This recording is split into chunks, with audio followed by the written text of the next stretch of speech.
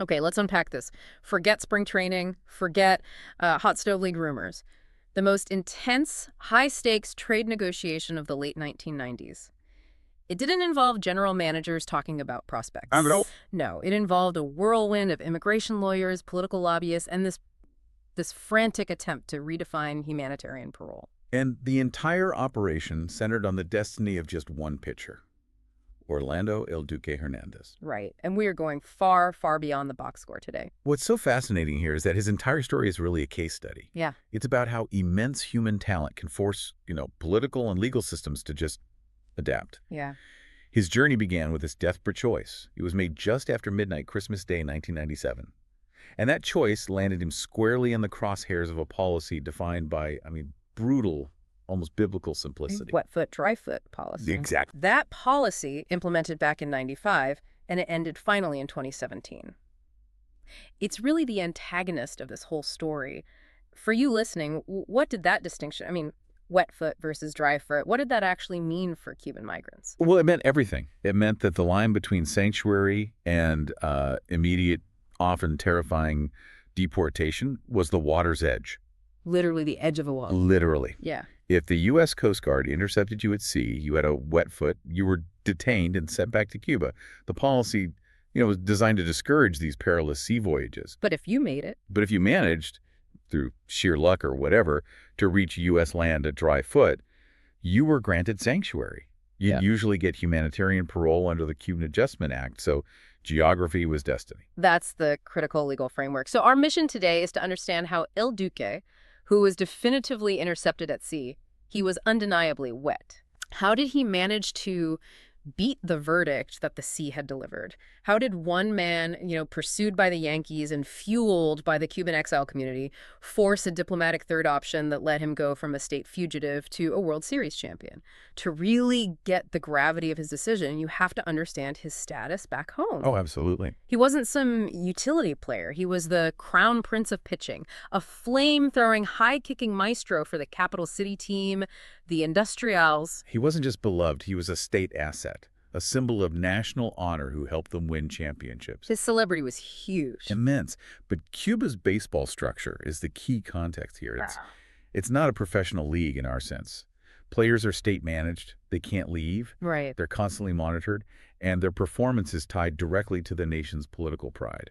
So defection isn't a career choice. It's viewed as an act of political betrayal. And the state decided he was compromised. His half-brother, Livan Hernández, had already defected a year before, which that immediately put a huge target on El Duque's back. It did. And 11 months before his escape, he was banned from Cuban baseball entirely. Yeah, banned. Banned. Based on the suspicion that he, too, was planning to defect. And the sources we have, they reveal this harrowing and immediate shift in his life. From a star to what? He went from being this luminous national figure, paid, celebrated, to living under constant grinding surveillance. His phones were tapped, his salary was stopped, and he was forbidden from even talking to teammates. Wow. It's what one journalist called being a star without a sky. That's powerful. And this wasn't about missing a paycheck. It was about the slow, crushing denial of any future of his choosing. He was just looking for a life where he could make his own decisions. So that search for choice, that leads him and 7 others to that desperate path on Christmas morning, 1997. A small, old fishing boat, utterly unfit for the open ocean. They pushed away from the mangrove thickets, betting everything on the hope that this black, swollen, and restless water would carry them to the Florida coast. To that precious, life-altering dry foot. They knew the risks. The seas there are notoriously perilous, but the immediate threat was the machinery of the state. And of course, it goes wrong. Of course. Hours into the journey, disaster strikes. The boat is crippled by the weather, the engine fails. They're just bobbing helplessly in international waters. Somewhere between Cuba and the Bahamas. Exactly, and then they saw it. The worst sight imaginable. The bright white silhouette of a U.S. Coast Guard cutter. They were intercepted at sea. The dread must have been crushing. Because they knew the rule. The rule was clear. Interception at sea meant destiny was sealed. It meant immediate detention and then return to Cuba. And, interception at sea was historically a non-negotiable death sentence for any hope of reaching the U.S. under that policy. Right. But this This is the point where El Duque's fame, combined with the power of the Cuban-American lobby, just starts to defy the doctrine. This is the real turning point, and it hinges on three incredibly rapid, simultaneous actions. That happened so fast. Action 1. The officer aboard the Coast Guard cutter recognizes his face. That famous face. And that one moment of recognition was the spark. It lit the fuse. Which brings us to Action 2. That recognition immediately triggers a sprawling network in the U.S., centered in Miami. A powerful, organized network of Cuban exile groups. Political activists, attorneys, lobbyists. They activated what was basically a massive high-speed phone tree. They start lobbying the Coast Guard, the State Department, the INS immediately. At the same time. And Action 3. At that very moment, the New York Yankees war room goes into what the sources call full emergency mode. Yeah, GM Bob Watson is mobilizing. And George Steinbrenner, he sees El Duque not just as a talented pitcher, but as an edge. An edge. A vital, game-changing piece for their aging pitching rotation. They wanted him, and they had the resources to fight. So the Miami groups provided the political leverage. Right. They argued for humanitarian discretion. They cited El Duque's documented political persecution back home, the ban, the surveillance, the interrogations. So they're arguing that returning him posed a specific and, extreme risk, even if he was technically wet. Exactly. But wait, this is where the legal complexity really comes in. The policy says wet foot equals deportation. It does. So even with all this political pressure, he can't legally be admitted directly to the U.S., right? He can't legally sign a contract. So how do you use the threat of persecution to override a standing policy? That's the strategic genius of it. Yeah. The goal shifted completely. They realized they couldn't get him into the U.S. right away. Okay. They needed to engineer a third option. They used the concept of humanitarian parole, arguing that his unique situation, the persecution plus the fact that the U.S. had physically intercepted him, it warranted a solution outside the binary of wet or dry. So wait, the lawyers were weaponizing the risk of political persecution not to get him into the U.S. for asylum, but to strategically steer him out of U.S. jurisdiction. Precisely. The elegant loophole was this. If he can't be admitted to the U.S., and he can't, for humanitarian reasons, be returned to Cuba, then what? The solution is resettlement in a neutral third country, a country that would grant him temporary residency and issue him an international passport. And that move just bypasses the U.S. immigration problem entirely. Completely. And that third country strategy, it didn't start with his final destination. The immediate stopover was the Bahamas. Right. He and the others were transferred to Nassau for an interim period. The sources call it an unlikely purgatory. And they spent nearly 5 weeks there, right, late December 97 into January 98, with his whole legal fate just hanging in the balance. And that's where the Yankees deployed their firepower. They sent high-powered attorneys, including Randy Levine, down to Nassau to negotiate directly. They weren't just hiring lawyers, they were funding a full-scale diplomatic and legal assault. And they were working hand in glove with the exile organizations. All pushing U.S. officials for this special humanitarian discretion. Okay, so the ultimate payoff wasn't just freedom. It was about establishing contractual freedom. Why was the Dominican Republic, the country he was ultimately sent to, so important? Why there? The DR was the perfect choice. One, it was already a major baseball hub.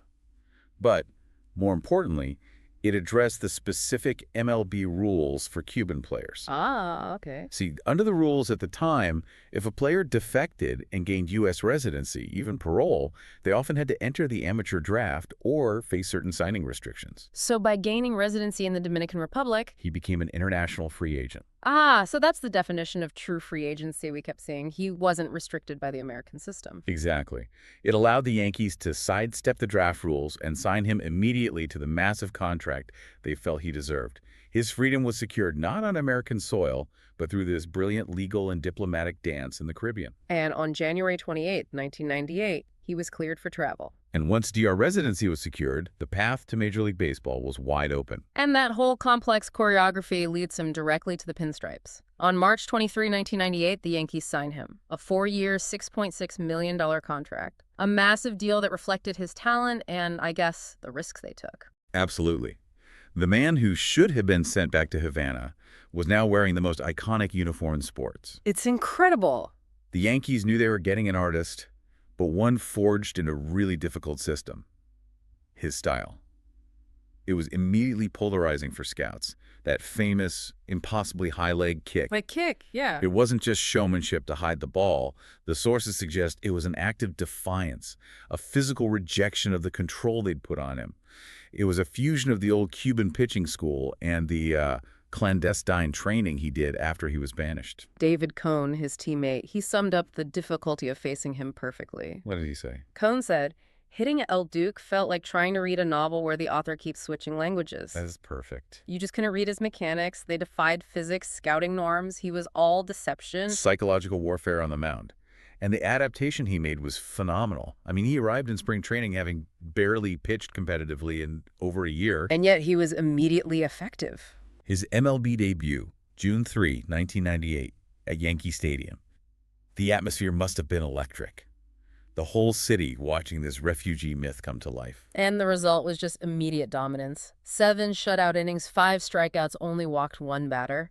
But it's Joe Torre's post-game comment about his composure that really, really resonates. What was that? Torre just said, simply, he's been through worse than the Boston lineup. Wow. And that quote, and his ability to perform under the highest pressure, that defined his entire Yankees career. He became known as the October Maestro. We should probably pause and reflect on his own definition of pressure. The one about the patrol car. Yes, it's maybe the most powerful quote from all the sources. When he was asked about feeling pressure before a huge winner-take-all postseason game, he famously responded, "Pressure is when a patrol car follows you in Havana." Yeah. That context, the knowledge that no baseball situation, no matter how high the stakes, could compare to the fear of political retribution, that just sharpened him into one of the best postseason pitchers of his generation. And it was that mental toughness, that precision, that made him so crucial to that 1998 to 2000 Yankees dynasty. He was always at his best when the opposition was strongest. And he delivered 3 consecutive World Series titles. His presence provided an emotional and mechanical stability that team desperately needed. His success, it provided a symbolism that goes way beyond just baseball stats. It really did. He showed that the right confluence of money, legal expertise, and just fierce political advocacy could, in fact, pierce a hole through U.S. immigration doctrine. His path, as unique as it was, showed that talent plus legal advocacy plus institutional patience equals opportunity. And that fundamentally opened the door for future Cuban players. They realized that a complex legal route could lead to a better contractual situation than just, landing on U.S. soil. It's a true triumph narrative. El Duque was the man the letter of the law said should have been returned to Cuba. He should have been. But instead, he became a symbol of courage and choice. He achieved libertad and baseball immortality. And while his victory is just immense, it's critical to remember the policy landscape has shifted.